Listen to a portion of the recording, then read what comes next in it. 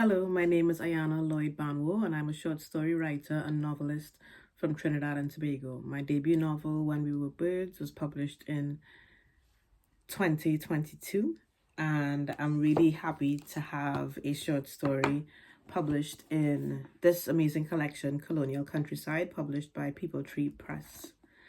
My short story is called Diego. I was assigned to craft a story around Buckland Abbey, which is the historical home of Sir Francis Drake, widely recognized as the first English explorer to circumnavigate the globe. While he is remembered, who is not remembered until quite recently is an enslaved African named Diego, who was not only his right-hand man and translator and quite instrumental to him in a lot of his voyages, but who seemed to be instrumental to a really key moment in Drake's career as a privateer, slave trader, explorer, and that was the taking of the Spanish mule train in what would be modern-day Panama in 1572. My research and my work with Miranda Kaufman, who is the writer of Black Tudors, brought Diego to my attention.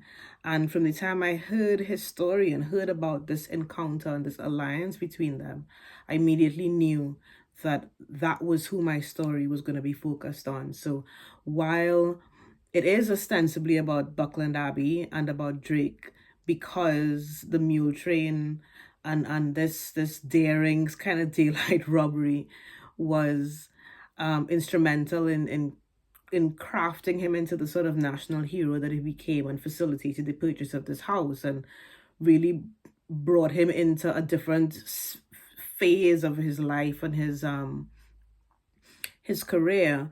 It was the little known character of Diego that fascinated me, and I was more fascinated by the relationships that were formed on the high seas, as it were. That was a very different kind of social world from what we would have seen in England at the time. So I just want to read a small portion of my story, just a paragraph. The Pasha is one of Drake's ships. The Pasha rides the open waves, and Diego rides with it. If Nombre de Dios is a tiny corridor, then the sea is open road. If Nombre de Dios is a no place, the sea is an everywhere, all the places that are, were, and could be. The stars fling themselves across the night sky, and he climbs the mast when all is quiet, until he feels as though he is close enough to touch them. The stars fall into the sea and float on the surface. When the waves are still, they flash like fireflies.